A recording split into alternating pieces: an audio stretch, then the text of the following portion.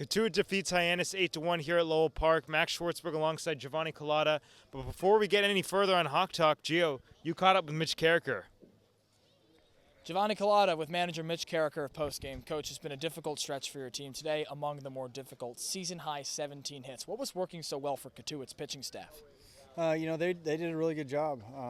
They mixed well. Thought they executed some pitches really well, and I thought we got some pitches to hit. We just didn't execute. What went into that lack of execution? What was so difficult for your squad? Well, hitting's hard, and we think we're putting good swings on it. We might be a little bit long at times, and so trying to clean those things up. And when we get a pitch hit it hard, and we just didn't do that tonight. You did have a couple of newcomers, both in the bats and atop the bump tonight. How do you think they fared? Yeah, they did fine.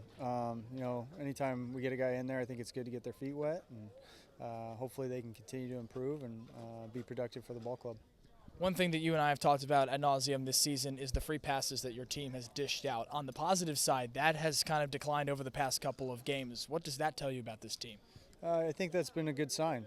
I think that at least gives us a chance, right? I think tonight we just flat out got beat. A couple of those innings we gave up a 2-out walk that kind of started their offense a little bit. If we can kind of eliminate those and maybe end the inning at that point, maybe it's a different ball game. But I thought the pitching staff did fine tonight. We just didn't give them any support on the offensive side.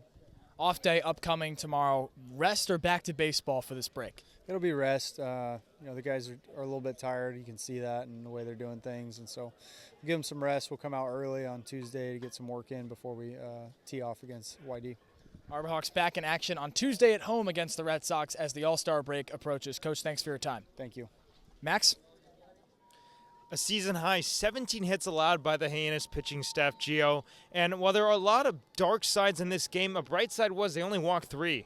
Yeah, and that comes with a 2-walk performance from this pitching staff a day ago in a loss to Wareham. For a team that's walked 10 batters on multiple occasions this season, it is a really good sign, despite the loss, to see free passes declining, because for Mitch Karraker, as much as you'd love to win every single game, that's not likely for a baseball team across a 40-game season, but also it's good that you're not losing games in the way that Hyannis was earlier this month, where multiple games this season have featured 10 or more free passes with errors, hit by pitches, walks. That's not the way you can allow teams to get in it. You got to make them beat you outright, just like Cotuit did tonight.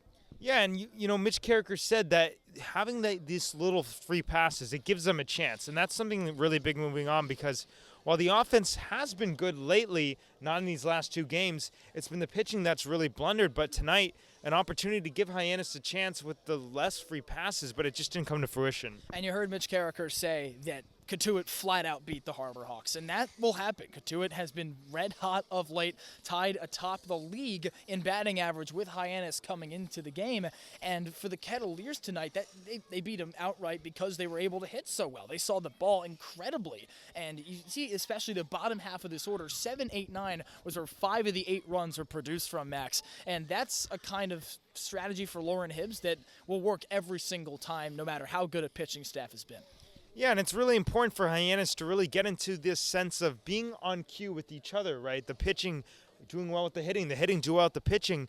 Now the pitching, of course, high on the hits tonight, 17 allowed, as we mentioned. But the free passes, as Mitch Karraker said, if that's going to give them a chance, the offense needs to come back strong if they're going to be able to limit those passes. Well, I'll flip the script a little bit there, Max. I think the offense needs to work some more free passes itself. Now, you can't really control errors in the field nor hit by pitches, but working walks is something that comes down to plate approach. Hyannis tonight only worked a couple of walks in this game. That's not really a rally starter like we saw for Cotuit tonight, where multiple 2-out rallies, to be specific, 3 were begun by walks. And for Hyannis, walks have not come as frequently as they have earlier in the season, and to be frank, Max, it's coincided with the recent skid.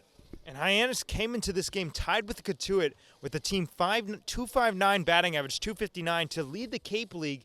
And Cotuit kind of an inverse season as Hyannis. They started off the year really slow. Hyannis red hot, and they fall to under 500 for the first time this year.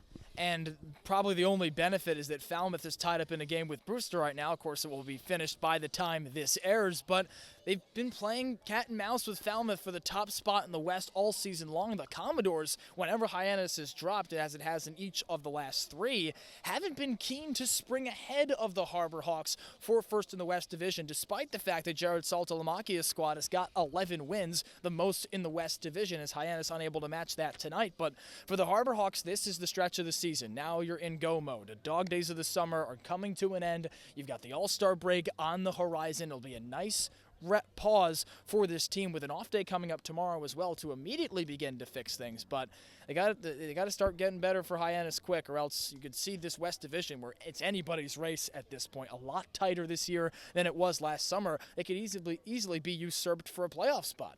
Absolutely, and as mentioned, the off day tomorrow, Hyannis drops this one 8-1. Thank you so much for tuning in to Hawk Talk. They'll be against YD back at home at McKeon Park on Tuesday.